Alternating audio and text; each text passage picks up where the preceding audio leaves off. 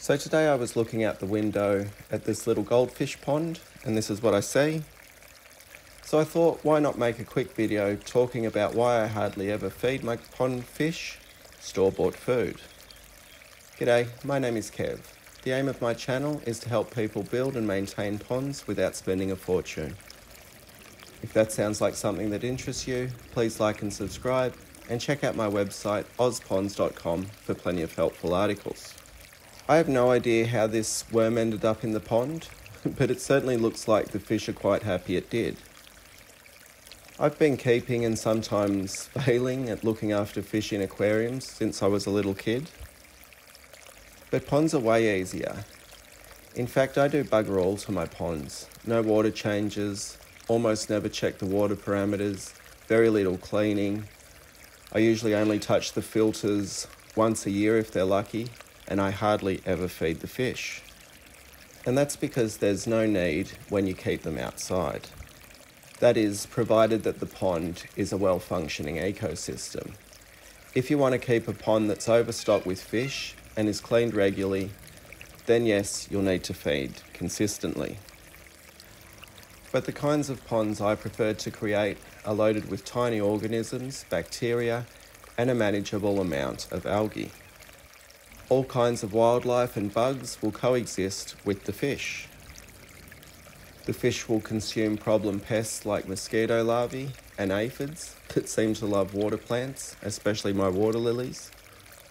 And omnivore fish like goldfish will not only eat these bugs and insects, they'll also graze on string algae.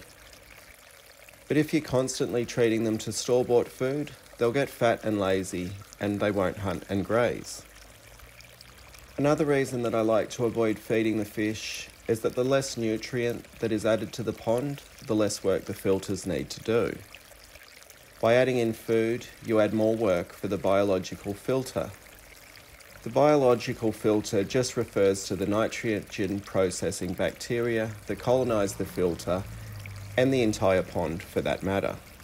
There's tons of different ways to filter a pond, and feel free to explore some of my other videos if you want to understand more about pond filters and how to save money by making your own. But the bottom line is, these bacteria already have plenty of food sources. They don't need the added burden of processing uneaten fish food. And this is one of the main reasons why my water is always clear. I'm just not overburdening the filter. And lastly, in my opinion, you just can't beat live food. As hard as these fish food companies try, there's no substitute for the real thing. I'm just allowing the fish to do what they've always done for thousands of years. I don't need to worry about storing the food, keeping it in an airtight container, out of the sun, has it expired, is their diet varied enough?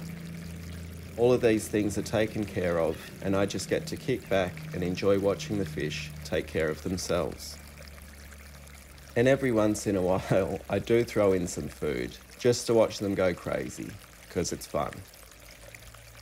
So I'm not saying you can't feed your fish at all, but if you're struggling with water quality and clarity, or even fish health, try feeding just once a week and see what happens to the overall health of the fish and the pond itself.